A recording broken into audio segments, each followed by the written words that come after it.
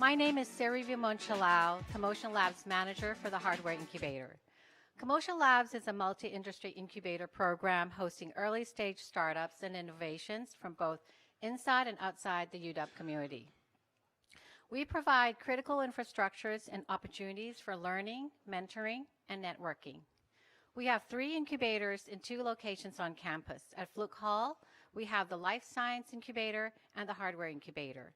And here at Startup Hall, we have the Technology Incubator. If you are a founder looking for a community to help your startup grow and flourish, we'd love to talk to you. Fundamentals for Startup is an open lecture series on topics related to entrepreneurship. Every week, we bring in experts to share insights, inspire action, and offer space for questions.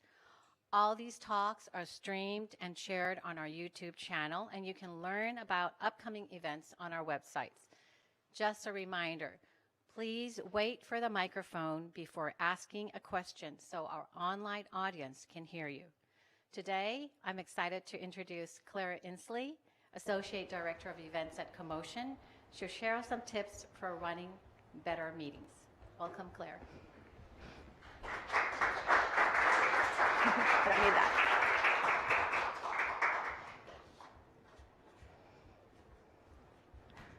Wonderful. Thank you so much, Siri. Hi, everyone. Great to be here today. Thanks so much for joining. I'm here to talk about what's maybe a little bit of a divisive subject, meetings. Yes, as Rob in our audience mentioned, this is a little meta. We're having a meeting about meetings. You may love them, you may hate them, but you probably spend a pretty big chunk of your working life in them. So we're going to talk a little bit more about it today. Who's ever felt this way? Meetings where minutes are kept and hours are lost. Raise your hand if you go to more than 5 meetings a week.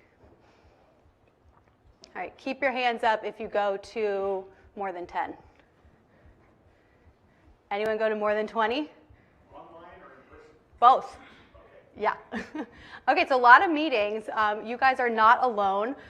Recent estimates suggests U.S. employees endure a staggering 55 million meetings a week. A few other stats from some recent Harvard Business Review studies. Around 83% of employees spend up to a third of their work week in meetings. 92% of employees said they spend a good chunk of those meetings multitasking. And 65% said that the primary reason that they're not able to complete their work is because they're spending too much time in meetings. So this presentation is designed to be an overview of some of the research-based best practices on how to make meetings more successful and effective and a better use of your time. A little bit about me first. As Siri mentioned, my name is Claire Inslee. I started last year here at CoMotion as the Associate Director of Events. I am a CMP, a Certified Meeting Professional. Yes, that is a real nerdy certification that I have received. And prior to joining CoMotion, I've been in the meeting and events industry for the last 15 years. I've planned everything from board meetings and retreats to big 1,000-person multi-day conventions. Maybe a little bit of an unpopular opinion. I love meetings. I love events. I love any opportunity where we're bringing people together, with the caveat that as long as those things are done thoughtfully and intentionally. Not all meetings are created equal. So we want to make sure that yours are the good meetings, not the bad meetings. So what are we going to talk about today? As I mentioned, this is really intended as an overview of some of the best practices from research done on this topic. Nothing here is rocket science, but maybe you've never really taken a step back to actually think about how you or your company are conducting meetings. Meetings tend to have a bit of an inertia, and we just sort of do what's always been done. So the tips I'm going to give today, just to frame it, are primarily from the lens of someone in a leadership position, someone with some decision-making power within their organization, but they're really useful for anyone at all levels. So what are we going to cover? We're going to talk about the 3 cardinal rules of meetings. We're going to talk about how to improve meeting engagement, how to be a good meeting facilitator, and then we'll talk about some tips for specific types of meetings. There's definitely a little bit of do as I say, not as I do. In these points, for my colleagues, even though I'm a meeting professional, I by no means do all of these things, and I don't expect you to either. My hope is that maybe you'll find 2 or 3 things in this talk that really resonate with you and that you can start implementing those immediately to make your meetings more successful. My hope is also that I'm not just going to be up here talking to myself for 60 minutes and that this can become a little bit more of a dialogue. So please, if you have your own meeting nightmares, experiences that you want to chime in or questions, feel free to raise your hand along the way, and you don't have to hold questions till the end. Just make sure you're waiting for someone to pass the mic to you so that our friends online can hear us as well. All right, so first, let's dive into the 3 cardinal rules of successful meetings. Rule number 1, have an agenda. Say it again, have an agenda. This may seem really obvious, but a lot of meetings don't start with agendas. Studies show only about 37% of workplace meetings actively use an agenda, so not great statistics there. You might have heard some people say the mantra, no agenda, no attenda. So keep that in mind, if maybe that's how your colleagues feel about your meetings. It's not uncommon for meetings to begin with no real sense of direction or purpose or what we're trying to accomplish. So you want to make sure you have an agenda. Agendas can come in all shapes and sizes. They can be a formal handout. They can be something written up on a whiteboard at the beginning of the meeting. They can just be a verbal overview of what you plan to discuss at the outset of the meeting.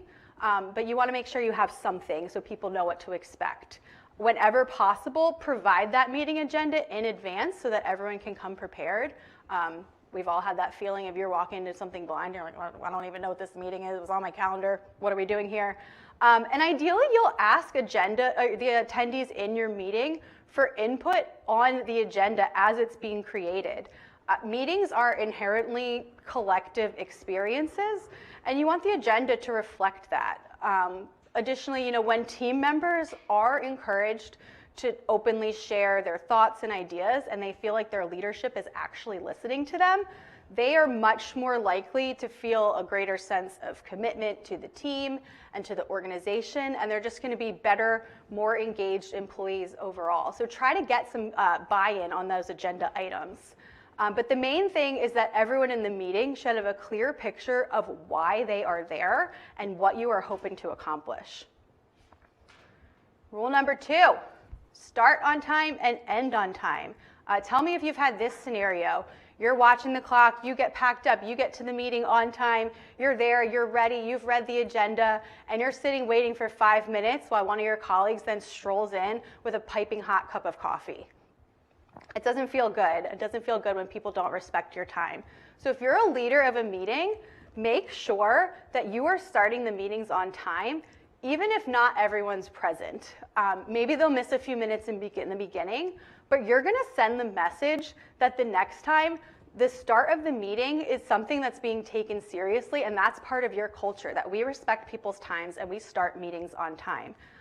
If you are a leader in the meeting, that makes it even more important. Your team members take cues from their leadership. So if you're waltzing into every meeting 5 minutes late, you're sending the message that that's okay, to not respect other people's time. You want to make sure you end on time too. Having a hard stop time and knowing that that's something you're going to respect will actually help you keep on track and make sure that you're getting through everything on the agenda, because we're not going to have extra time to go over. We're going to end on time and let people get back to their days. So make sure you start on time and end on time. And rule number 3, end with an action plan. Make it clear why people came to the meeting and what those takeaways and action items are, so that everyone doesn't feel like they wasted their time. You want to leave a few minutes at the end to discuss the next steps, talk about things like who's responsible for what the deadlines are, and then take those deadlines seriously and make sure that there's actual follow-through on delivery. I think this is a common scenario. Maybe you've all participated in this as well. You go to a meeting, there's great conversation, there's great discussion. Maybe there's a note taker and they are writing down those action items and they're doing all these things. And then you never see that agenda again. Who knows where that document ended up? There's no mention of it ever again. And it ends up that you feel like this was a waste of time because there's not going to be any follow through on the things we discussed. So make sure that you're not just having the meeting, you're following through on what was talked about. Does anyone know what this acronym means? W, W, D, W, B. Anyone know what that means? Okay, this is a framework that a lot of Fortune 500 companies use. It means who will do what by when. And having that, you can even just put that as a tagline at the bottom of your agenda. WWDWB, bit of a mouthful, but who will do what by when? And that can be a really useful framework to sort of keep meetings on task and walk away feeling like everyone there knows those tangible action items and what they are responsible for. Okay, so those are our 3 cardinal rules. I'll pause. Any questions, comments before we continue? Oh, wait, Ryan, wait for the mic. Yeah, I just wonder if you had some advice. Often meetings kind of fall off the agenda when there's sometimes really good discussion, or sometimes people are a bit verbose about actually tactfully shutting down discussion when you need to stay on time and sort of get out. Or tactfully being So I think we'll touch on that a little bit later about the importance of identifying and having a good meeting facilitator. But I think also if you hopefully set this culture of we're going to start on time, we're going to end on time, we're going to try to make the most of our time that we have together. It might not be perfect on day one, but if you sort of build that into your culture, people know what to expect. And if you don't finish everything in those 30 minutes, 60 minutes, whatever you assign, it's okay. It's okay if the consensus and takeaway was we didn't get through everything, we need to set another meeting, as long as you're sort of, I think everyone's on the same page and we're clear that that's the case. Oh, I guess did I not? Okay, so great. 3 cardinal rules. Thank you so much for coming. This was a great presentation. You're ready to go off into the world. I'm joking, but I hope that if you do take nothing else from this, that if you do those things, you've already won half the battle. But since we do have an hour, let's talk about some other ways that we can increase meeting engagement as well. So you want to make sure your meetings are essential. Time is our most valuable commodity. It is a finite resource. It is one of the few things, no matter what, no matter who you are, how much money you have, you cannot get more of it. So make sure if you are asking people to give you the gift of their valuable time, make it worthwhile.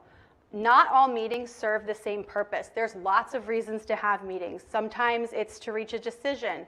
Sometimes it's to provide direction, to generate ideas or brainstorm.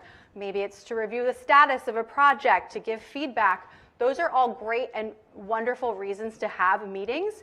You just want to make sure that you're clear up front for what the purpose is so everyone knows why you're there. It can be frustrating if you go to a meeting thinking that you're going to be asked to provide feedback, and then you're not. It really ends up just being reviewing the status of some things. You want people to understand why they're there so they feel like their time is well used. We've all seen this meeting could have been in email memes. We even put it in the title of this session. Don't let that be you. Don't let that be your meetings. You should never hold a meeting if it's just to provide updates. If it's something that can be said in an email and you aren't actually actively seeking feedback or discussion around it, just don't do it. Don't hold the meeting. I know what you're probably thinking, Claire, no one actually reads emails, so that won't work. And you might be right. Or maybe something that, maybe that's something you want to work on in your corporate culture to understand the expectation of, hey, we're not going to spend all this time just going around in circles giving status updates. If someone sends these emails, make sure you're actively reading them. Or you could try the Amazon approach.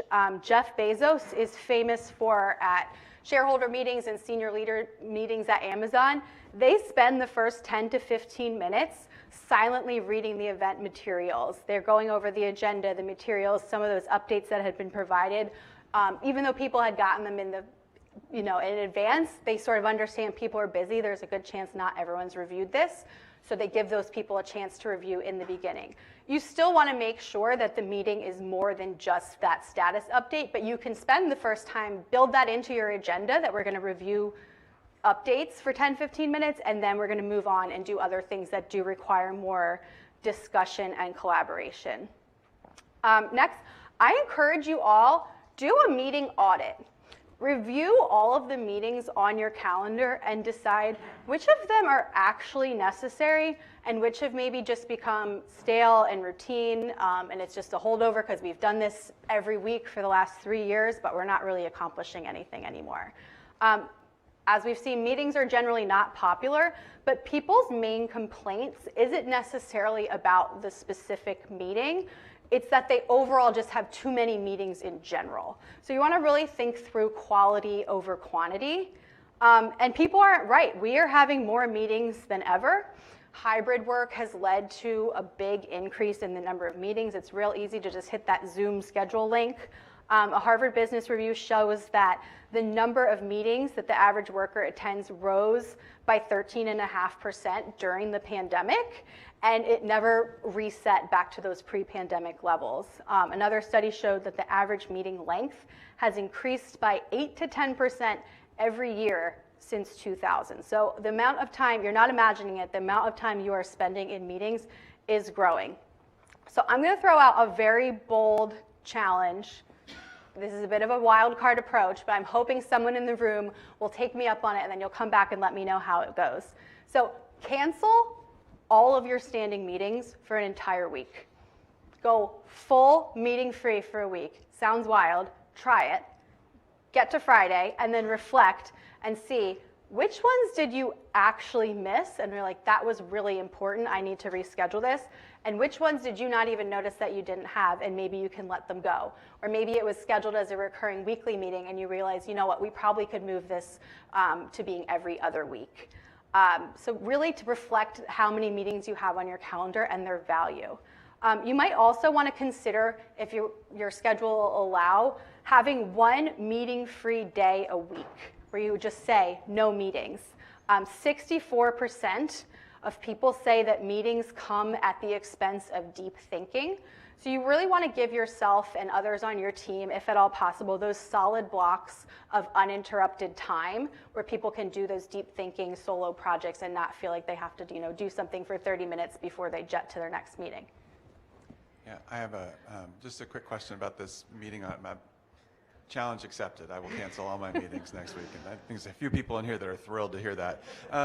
But there are these, I'm just curious to your thoughts about these tools that are out now that actually try and cram more stuff on your calendar, right? There are these AI-driven tools that will look at other people's calendars and move things around and try and sort of optimize your meeting time. And I guess, and maybe that depends on what the definition of optimize is, whether they cram as many in as possible, or if there's an opportunity to sort of prioritize them or not. But I feel like we're moving towards this, trying to do more stuff in less time, but I feel like you're telling us the opposite, which resonates with me, but there are these things out there that are kind of pushing us in the other direction. I don't know if you have any thoughts on those. Yeah, I think we'll talk about this a little more later in the presentation, but I think also, yeah, just like we said, be really clear, what is the point of this meeting, and is a meeting actually the right format to accomplish what we're trying to accomplish? If you're just providing status updates, that can be done asynchronously. It can be done on a Slack chat. It can be done on an email. It can be done many other ways. So I think really thinking through, being deliberate of what the purpose of those meetings are will help you determine, is that optimizing every window to make sure I'm back to back to back worthwhile.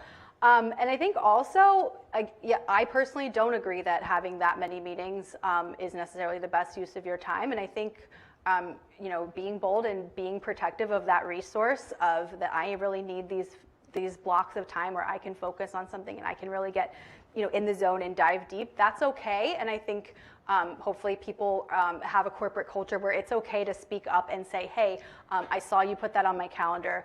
I'm going to have to respectfully decline because I actually really need that afternoon to focus on this big project that I have a deadline for next week. Along those same lines, you want to find the time sweet spot. Today's world, oh, sorry, did you have another comment? Oh, I just said, what's your take on like really short meetings, like a software stand-up meeting? Like that's a case where it's highly frequent, and maybe not everyone gets something out of it, but having the daily sync does help coordination. Yeah, I think as long as everyone's on the same page of what your goals are to accomplish, if people know like this actually isn't, this is a 15-minute stand-up where we're doing quick report outs and quick overview of status updates on things, and everyone's going to just make sure that we're in sync, I think that's okay. Again, you want all the attendees there to know what to expect going in. It's frustrating if I'm coming thinking that my supervisor is going to ask me for my thoughts and feedback on something, and then really I'm just getting a report out on next steps on things. So I think as long as it's clear, that's fine. We'll talk about there's something to be said for short meetings. So.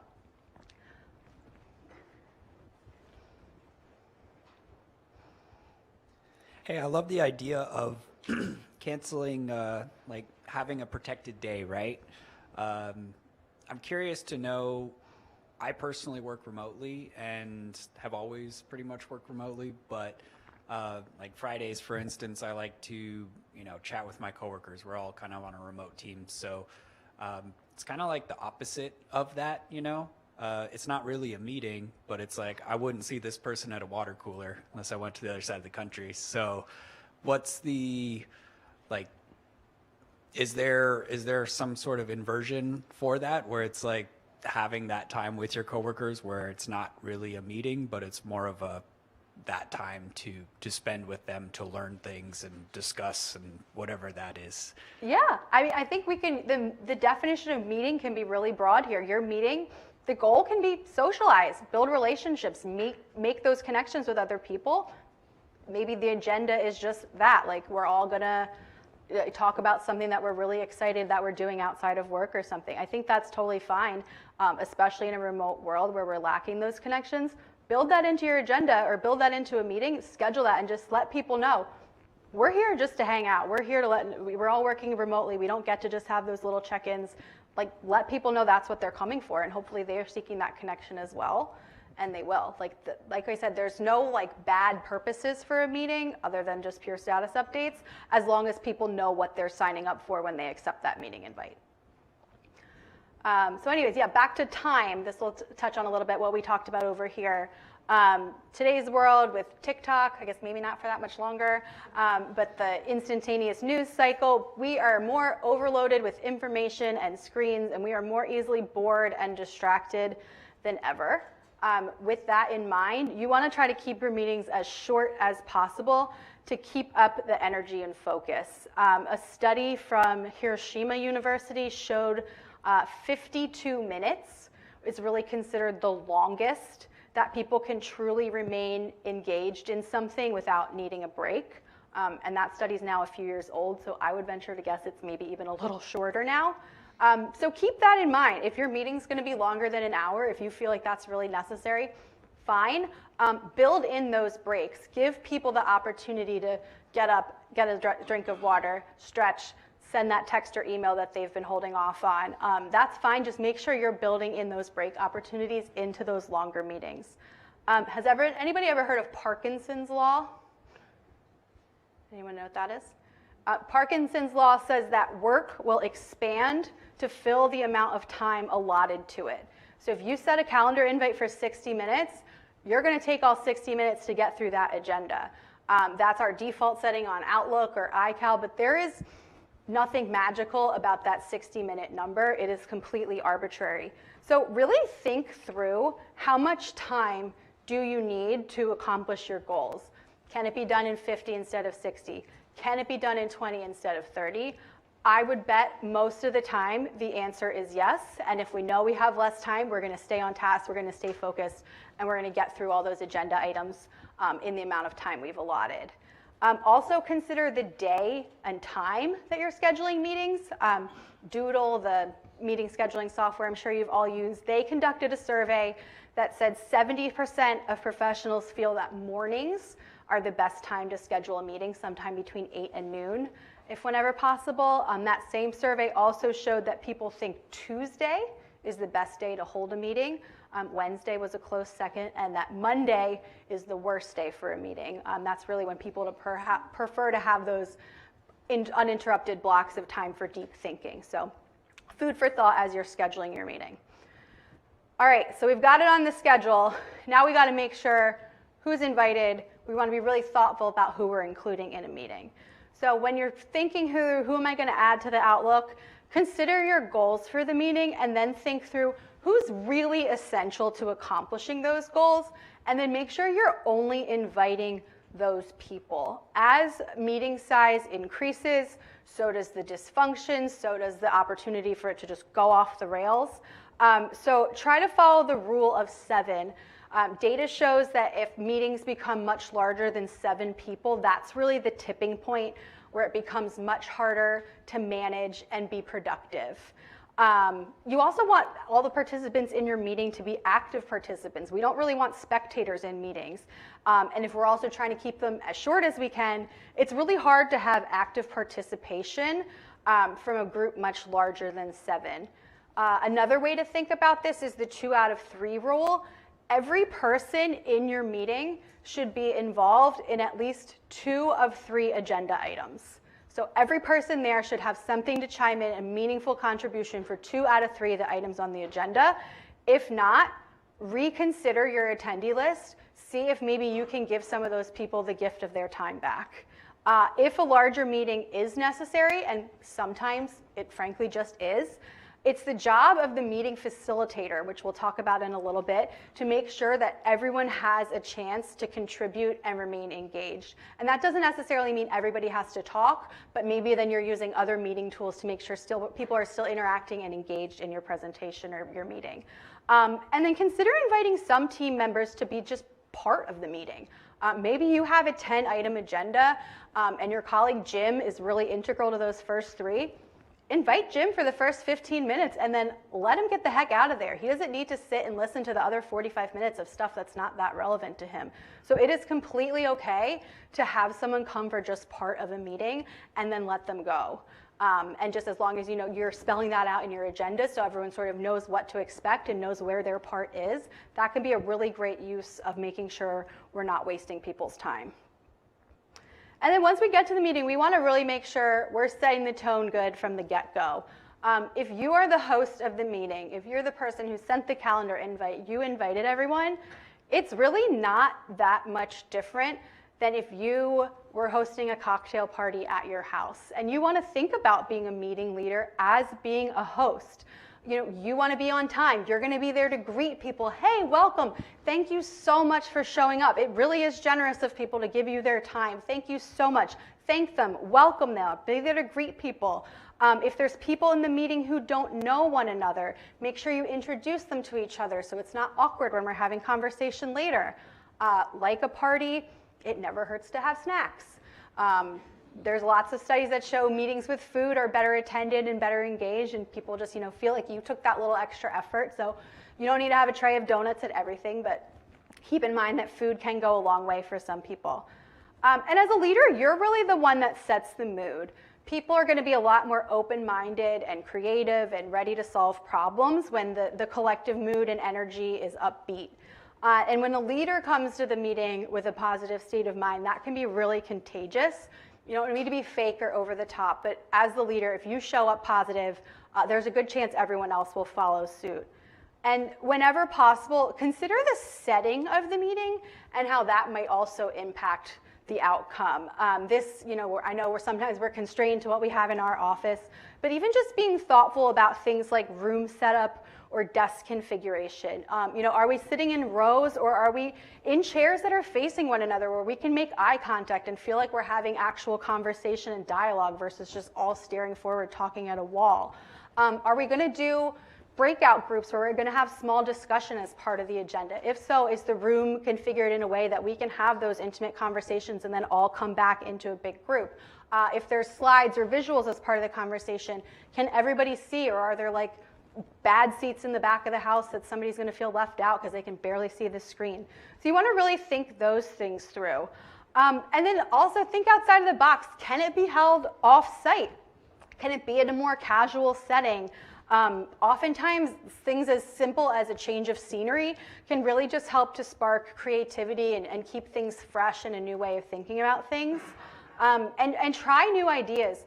President Obama, he was famous for holding walking meetings. So he would go with 2 or 3 people and they would just walk around the grounds of the White House. And that's where he had some of his most important intimate conversations with some of his real trusted advisors. So think outside the box, maybe moving helps get the blood flowing, helps get those creative juices going. But try to not keep things stale and really think through how the venue or setting for your meeting is going to help you accomplish those goals. Which leads us all the way back to cardinal rule number 1, the agenda. Just having an agenda is not enough if it's incomplete, if it's stale, if it's the same standing agenda that you've had in the Outlook invite for the last year of this weekly meeting. That's not going to cut it. So what I'm sharing here is a different way to think about an agenda. This is an approach from a gentleman named Steve Rogelberg. He's a professor at UNC and is one of the leading sort of thought experts and researchers in the meeting space. And he says a way to try something new, frame your agenda items as questions to be answered and tackled instead of just vague topics or bullet points. You want to be specific and concise in what those questions are, and that helps make it really clear the purpose of the meeting. Very simple. You are here to answer those questions. We're not here to just talk in circles about the same thing week after week. We are here to answer these specific questions today. And framing those agenda items as questions can also help you better determine who should be on that meeting invite. Who do I need to answer these questions? If someone's not integral to answering those questions, they don't have to be at the meeting. And this approach will also sort of help you know when to end a meeting. We scheduled it for 60 minutes, but we had 4 questions. We answered them all in 40 minutes. Meeting's done. We're great. We don't need to Parkinson's law stretch it to be longer than it needs to be. Once we've answered all the questions, we can move on. As you're building out this question-based agenda, try to put the most important questions first. Try as we might, the items at the top of the agenda always get an outsized amount of time. So you want to make sure you're not keeping the best for last, so to speak, and you're putting those important items at the top. If you really feel like everything's of equal importance, I want to make sure we're covering all of this. Hopefully, like we've talked about, you've asked your colleagues who you've invited to this meeting for buy-in on the agenda or contributions. Put those items at the top. Put the items that your colleagues suggested or your team members at the top of agenda.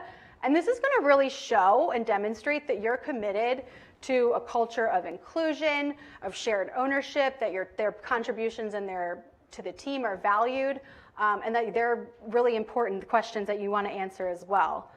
Ideally, you'll get the agenda out far enough so people can come prepared to answer those questions, and everyone's showing up ready to participate. But having a great agenda will not do the job on its own. You also need to really execute on that agenda. So think through, how will you lead the meeting? Are you, as the meeting owner, going to be the leader? Are you going to tap someone else to be the facilitator? We'll talk about some of those meeting roles again in a minute. But what tactics are you using to make sure that you're really hitting everything on that agenda?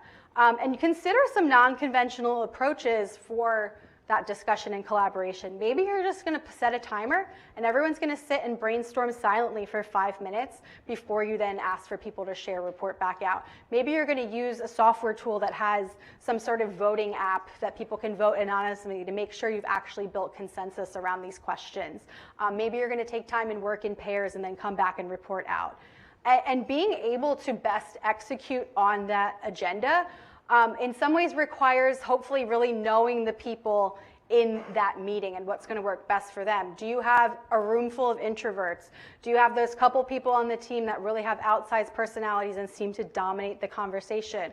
If that's the case, maybe you do want to do those small group brainstorming activities so people have a chance to submit their ideas. Maybe you're going to have everyone type into a chat if it's a virtual meeting. But think through ways that you're making sure everyone on the team, regardless of sort of their strengths or personality traits, has the opportunity to contribute, even if they're maybe not comfortable speaking up in front of the large room. So having a good agenda is important, but then you got to be able to deliver on it.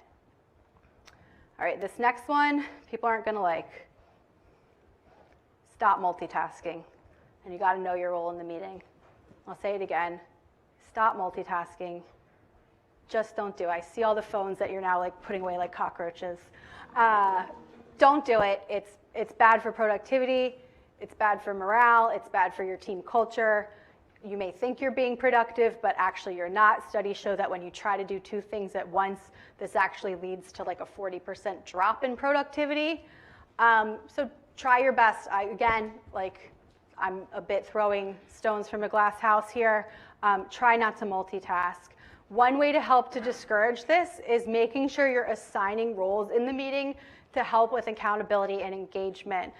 Someone can be the leader, someone's the facilitator, someone's the note taker, the timekeeper. There's plenty of other roles, but give people the role so they know that they're accountable for something in that meeting and they're more likely to really remain focused.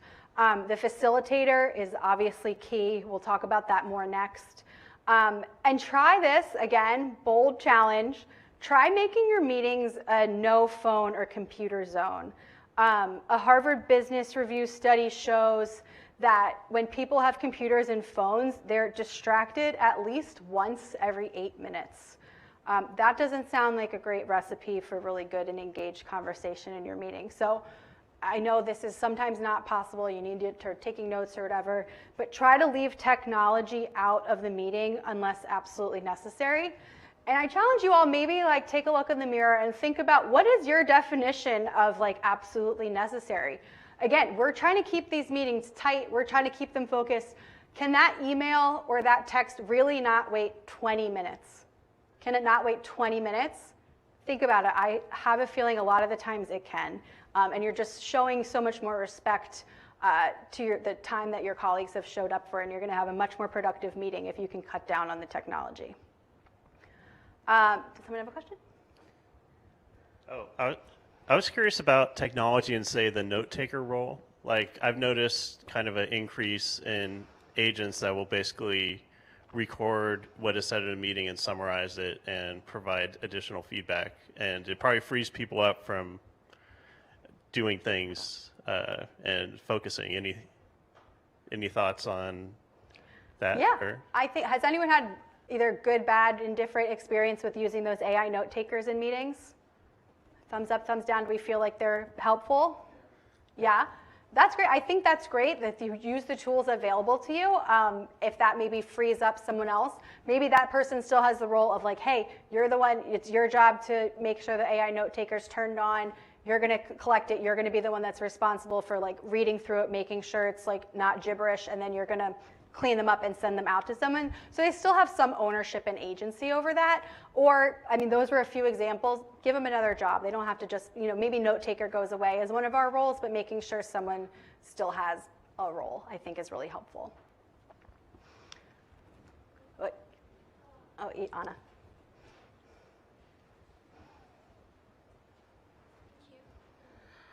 So you have mentioned like you can use some questions to build out the agenda so everyone can answer that.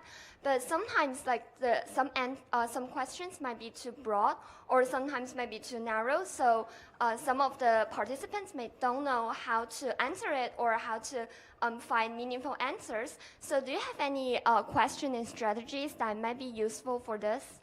Yeah, I guess. If you're the meeting owner, you should think through what are your goals, what you're hoping to get out of the meeting. And if you have 15 people on the invite list and you think 5 of them like, oh, they're not really going to help with this, maybe they don't have to be part of the meeting.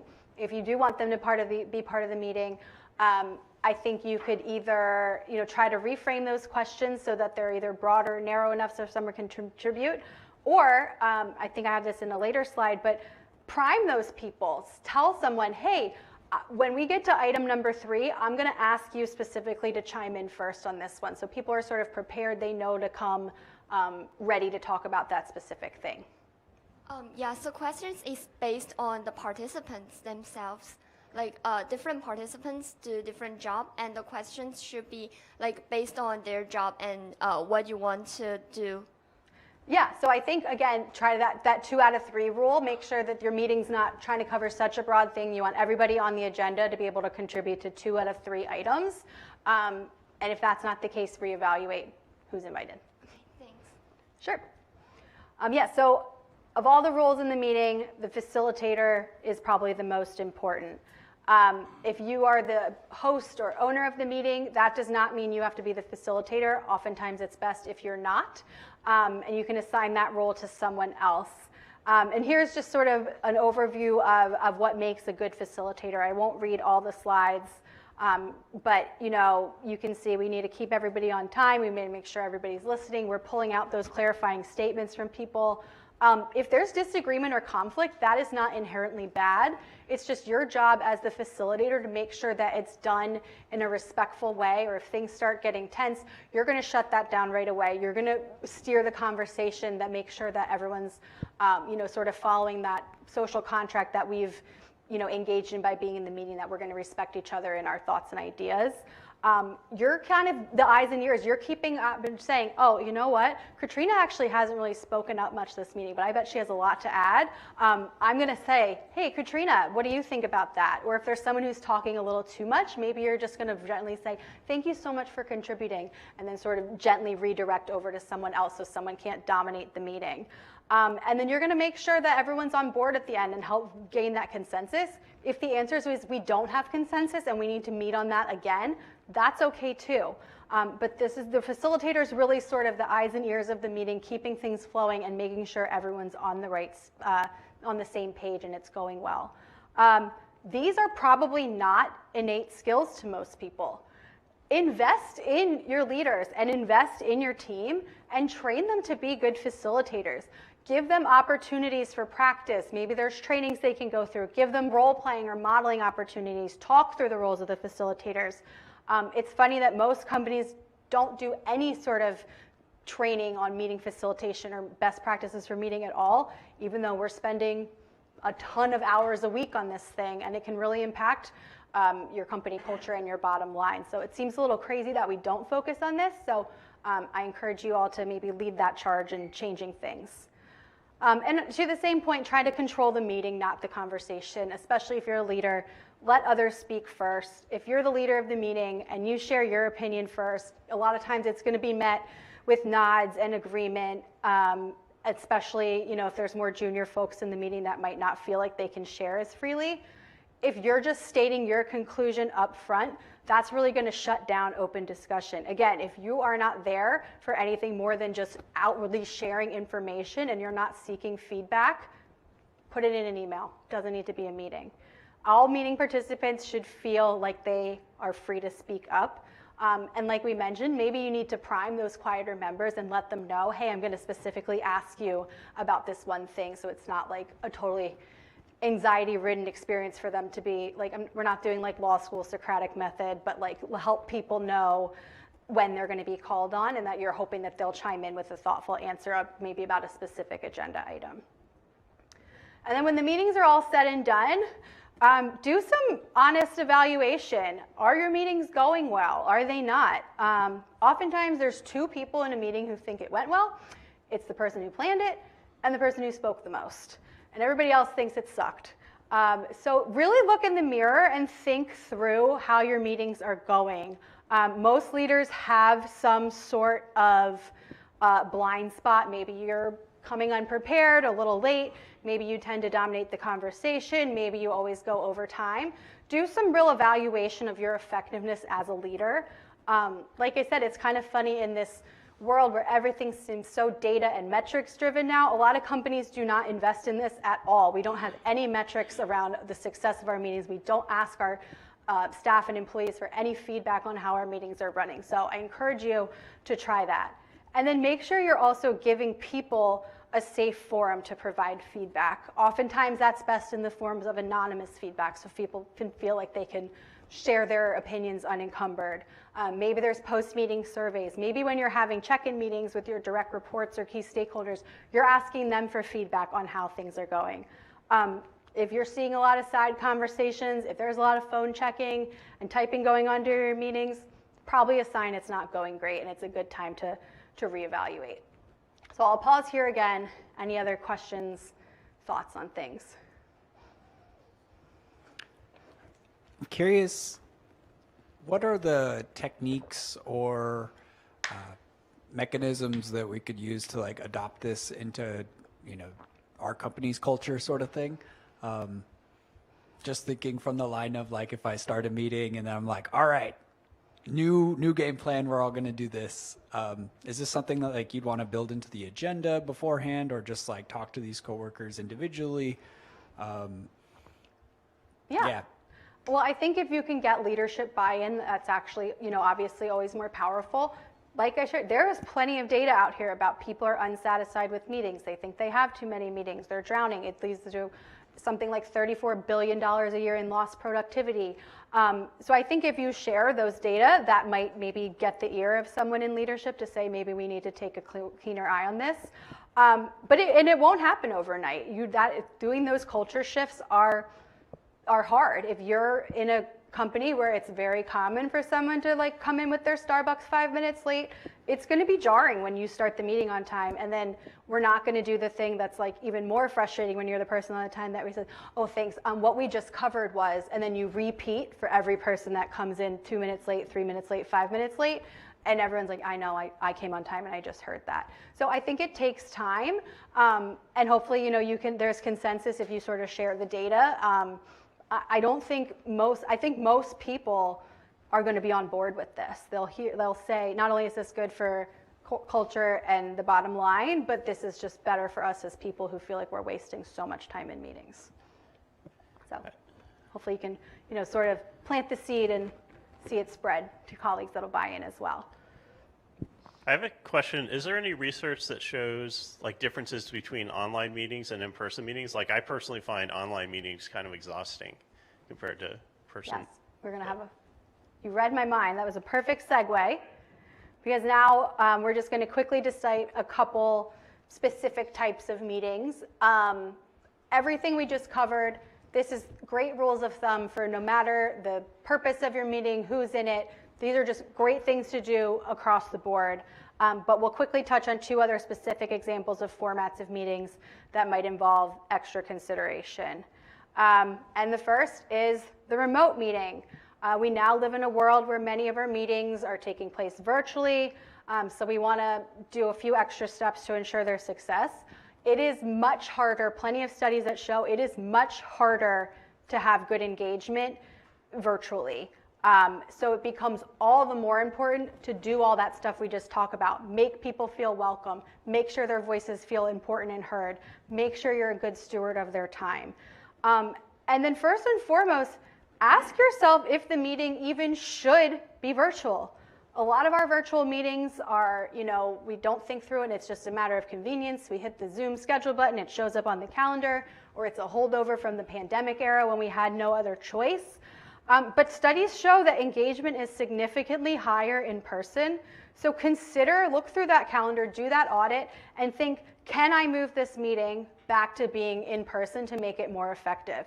Maybe that means you need to switch the days, the times, the frequency of the meeting. Maybe we can only make it work for everyone's schedule to be in person every other week, but we're going to get so much more out of that every other week in person than we are out of the weekly on Zoom. And you know, this point is more important than just our company productivity and the bottom line.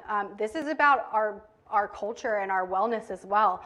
A majority of Americans report like extreme feelings of loneliness, and that number has skyrocketed since the onset of virtual work. So these opportunities for in-person collaboration, it's not just about getting through the agenda items. It's not just about making sure we're all on the same page for project delivery points. These are relationship building opportunities. This is more important in our very divided, very segmented world. This is an opportunity to come together. So I encourage you to think through if your meeting even should be remote.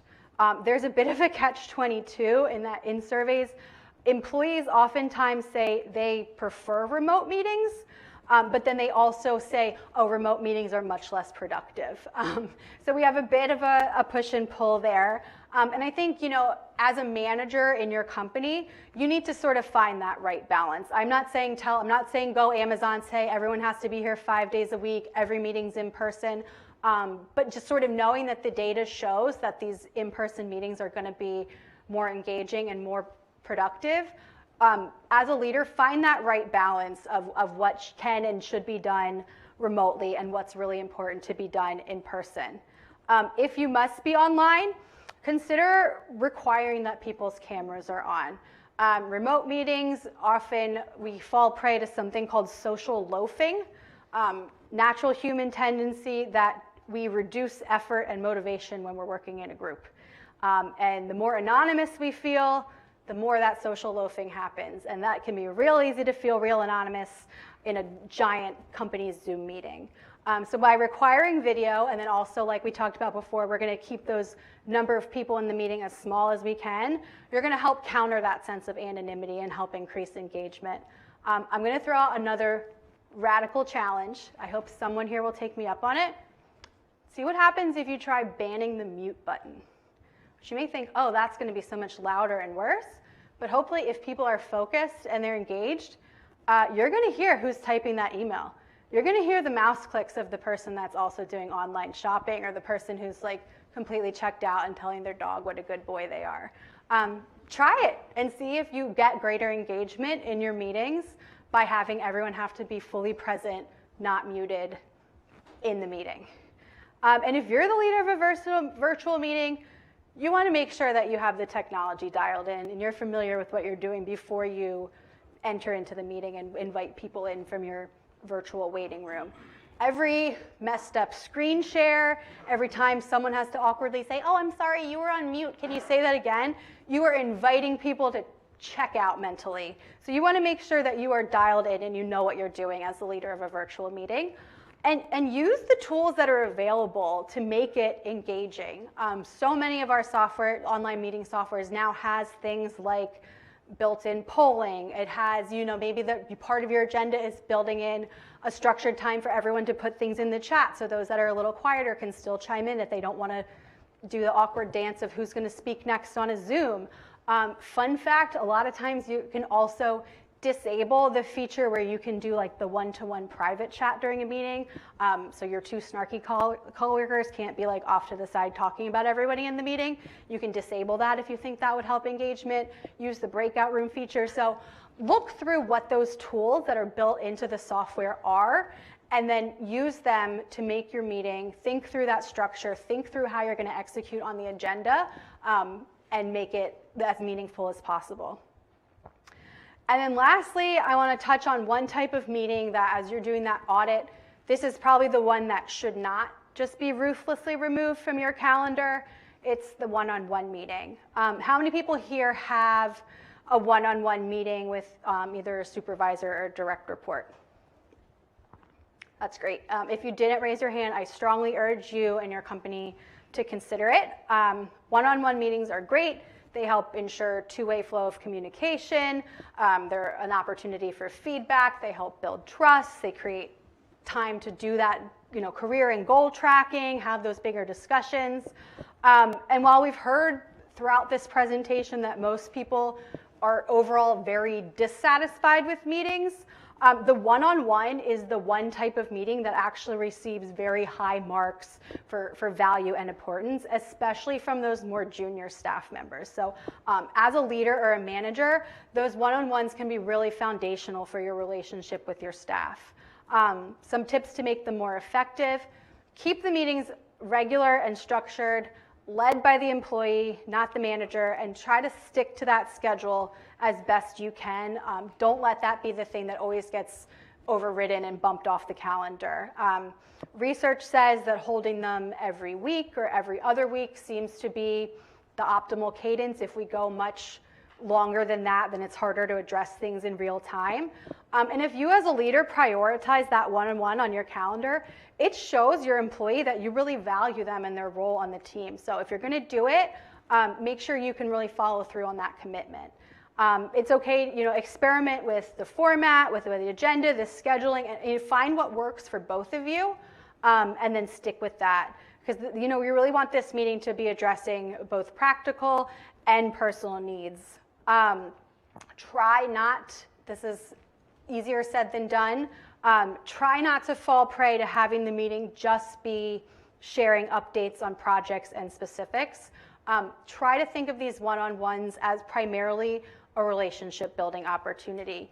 You want to make sure that your reports feel heard and supported. And if all you're doing is addressing project uplines and timelines, you're much more likely to have an employee that's feeling really disengaged and not bought into the company. So try to keep these check-ins at, that's big picture, strategic level, not just the tactical. The meeting should really be primarily driven and led by the employee, not the supervisor. Research from Steve Rogelberg, the UNC professor I talked about earlier, his research showed the ideal balance is actually having the direct report doing somewhere from 50 to 90% of the speaking. So this is really an employee-led meeting. The role of the manager is, yes, ask some engaging questions, but you're really there for active listening. And as the direct report, this is a valuable block of time on your supervisor's calendar. You want to come prepared and know what you want out of the meeting. What are the topics that you want to discuss? What are the issues? Come prepared for that and ask a lot of questions. You can see on this slide there's some categories of questions. We can talk about examples of those. But you won't be able to get to all of them in every meeting. But think through these sort of general categories and maybe try choosing 1 to 2 each meeting to focus on, and then you can rotate through them over time. And then, don't hesitate. Again, this is really supposed to be an open relationship building opportunity. As the employee, don't hesitate to ask for follow-up, ask for examples, ask why to your supervisor's responses. This is really your unencumbered time to have those conversations and build that relationship. So again, in sum, the one-on-one, really valuable tool, great for engagement, great for relationship building, and if prioritized and structured correctly, can be an invaluable tool for building great company culture and just great relationships. So that's all I got. Any other questions, comments, feedback? I had some questions about meeting prep, not for the leader necessarily, but for the attendees and participants. You talked about one example, I think, from Amazon, where they take a time at the beginning of each meeting for people to read. Can you tell me a little bit about techniques to implement that? Is it something like, hey, we're going to tell everyone, we're just going to take the first 10 minutes, and if you've already read, you can show up 10 minutes late? Or how that all fits together in the context of regular meetings? Yeah. I can't speak to that. I don't know if we have any ex-Amazon or current Amazon people in the room that maybe can share how it's done. But from my perspective, yeah, it's as easy as that. You send out the agenda. It starts at 10. From 10 a.m. to 10:10, we're doing agenda and status review. And then at 10:10, we will be starting our more collaborative discussion part of the meeting. Yeah, I just want to make sure we do that in a way that's doesn't sound passive aggressive. Is there a nice way of introducing that technique? Great question. Yeah, I think, again, having buy-in and making sure that you're just setting expectations that people know that. Yeah, I don't think you want to frame it as, I know you guys probably didn't read this anyways, so I don't know, yeah, again, you want to do it sort of in that gentle, encouraging, collaborative way of, again, as the host, you're just like, I'm so grateful that you showed up to make sure everyone's prepared. We did build into the agenda this time to review. We'll take those 10 minutes quietly now and just, yeah, make sure you're sort of doing it in an inviting way. So feedback, when you asked, so I'm not per se ex-Amazon, but they were my client for years. And so for those first 10 minutes, essentially it would just be, let's circle back so we're prepared, right, to go into it. There was also some people who just meditated during those 10 minutes or checked a different email. We didn't really exactly know what they were doing, but it was also just to give them that time so they were prepared, and then that meeting was started when it needed then to start. But people, you know how during COVID we started giving everyone schedules of 25 minutes, so you had 5 minutes to go to the bathroom, right, like your bio breaks. So that's essentially doing that 10 minutes before that meeting, which was, and it wasn't passive aggressive. I think it was just hey, just that buffer. By the way, we're not starting at 10. We're going to start at 10:10 because and the right way of communicating that in a positive way. Yeah, and just saying, hey, we really want you here and to be centered. And there's some people who literally, instead of like that 10 minutes of circling back of what they were doing, they realized they looked in their meeting room and said, okay, everyone seems really rushed. And we actually had to sit there and breathe for 5 minutes. And so that was, but that's who's like being the host, right? And what you feel most comfortable. I didn't think it was as passive aggressive as P&W likes to do things. No, thank you.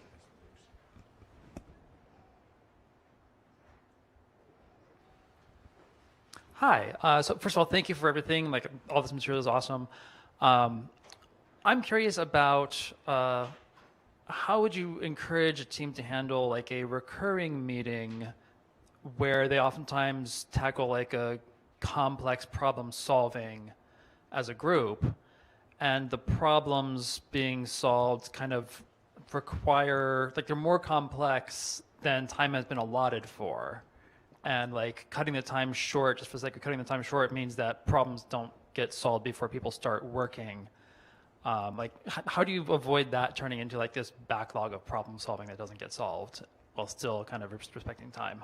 Yeah, so I guess if you feel like, oh, we're always rushed, we never get through what we need to get through, maybe this is an opportunity where the 30-minute meeting actually does need to be 60. So think through if you're structuring it in the right way. Also, set expectations in the beginning. We're not going to solve this today. What we're hoping to cover is to maybe reach a point in the road, and then next meeting we'll get to B. I think as long as you're framing as the meeting leader or facilitator what the expectations are, yeah, some things do require continuous conversation and circling back, and it's going to be a multi-part thing, and then we need to see, you know, what progress we all made independently week to week. But I think just as long as you're framing the agenda in a way that you're not, you know, maybe you're only putting that slice of the pie that you're trying to solve that week on the agenda, so it doesn't feel like, oh my gosh, we had all this stuff and we didn't get to it and we didn't accomplish it. Okay, wonderful, thank you. Sure. Thank you. All right, so I think that's all the time we have. Siri has some last comments, but I encourage you all, when we are done, turn to the person next to you and share one thing that you learned today that you're going to try to implement in your next meeting next week. So thank you all so much for your time.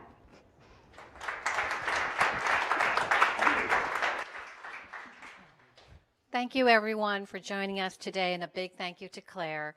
Next Friday at noon, the Talent Foundation founder and CEO Adam Kovacs will talk about attracting talents on LinkedIn. Sign up today, and we'll see you next week.